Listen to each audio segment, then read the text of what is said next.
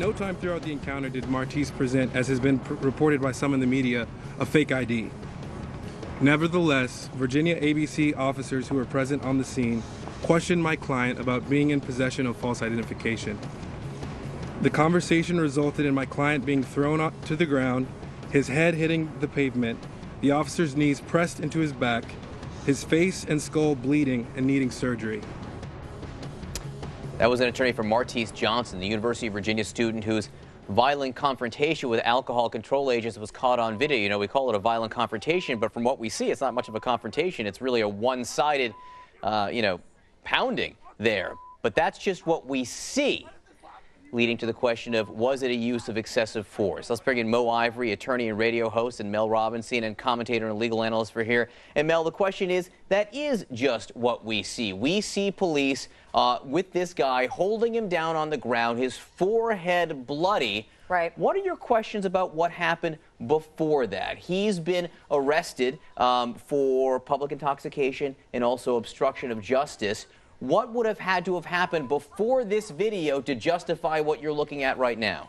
Well, I mean, first of all, you just asked a kind of a loaded question, John, which is to justify that kind of thing. When I see somebody with those kinds of injuries and needing surgery and multiple stitches to the head over those kind of misdemeanor charges, to me, that's excessive force. But what would justify it, because you've asked the question, is if he put up a fight, if he got belligerent, if he got abusive, but there is no evidence of that. But I've got other questions, John. I mean, we're talking about St. Patrick's Day. We're talking about a college campus. I know that people are very concerned about racism, and the profiling of young black men in this country is a major problem. But what nobody's talking about is the dynamic in a college town, particularly an elite college like UVA. UVA has got a dynamic like most colleges where you've got the kids that go to school and the perception by the people that work in the town that there are a bunch of elite kids that think they're better than anybody else. And I think that that's something that was going on.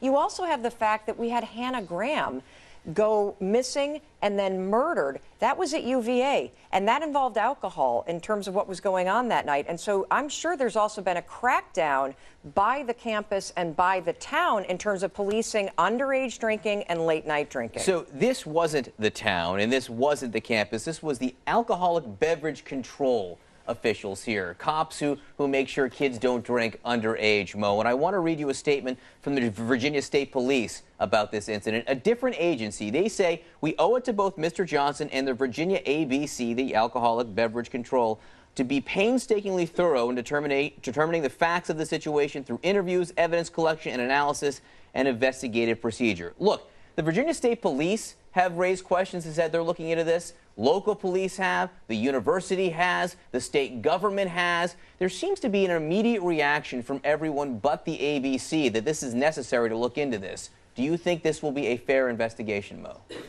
Sure. I mean, I definitely think that they are taking multiple steps to make sure that they do the right thing. Because, I mean, anytime you see a child, well, you know, a college student hurt like that on the ground, excessively bleeding, there's got to be a thorough investigation. I just want to say that I'm not really sure that I follow sort of Mel's thinking on that they approached this kid thinking that he was an overprivileged, elitist kid who goes to UVA. I just do not believe at all that that is what the police were thinking about this young man. We do not know what happened before, which is correct. So we don't know if he was, you know, sort of being aggressive, but from everything that the people around have said, it doesn't seem that that was the case. And even when you hear him begging on the ground, why this is happening, why are you doing this? It doesn't seem that there was a reaction of like, okay, I need to calm myself down. More of a, I can't believe they're doing this to me. Why are they doing this to me? So to me, it doesn't matter if it was St. Patrick's Day or any other day. It does seem like excessive force. He was charged with obstruction of justice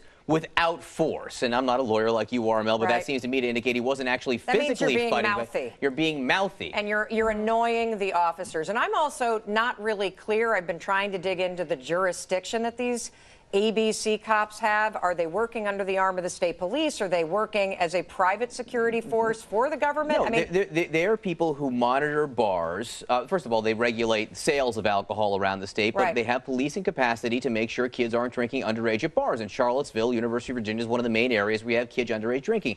Now, this boy says he was not using a fake ID, but well, it does seem he was trying to get into a bar and he was only 20. So technically he was at least trying to break some law. Right. And you're not going to get a, well, actually, in some, I know plenty of college students. In particular, I have a story. I'm not going to tell it on national TV to embarrass somebody, but I know several kids that have been arrested and kicked out of universities just this year, losing full tuition for the semester because they were caught trying to get into bars or trying to use a fake ID. Now, he's not alleged to have a fake ID, but I do think that the interchange matters. If he goes up and he's got an ID that was issued a couple years ago and his mother has since moved, and you're a bouncer at a bar, use your common sense. What are you going to do if you're in a college town, if it's St. Patrick's Day, if your job is to make sure no kid under 21 gets in here, you're going to ask questions. It doesn't mean you're necessarily... Go ahead. John, I just want to say that it's also not a situation that they don't deal with probably every single weekend, as do the ABC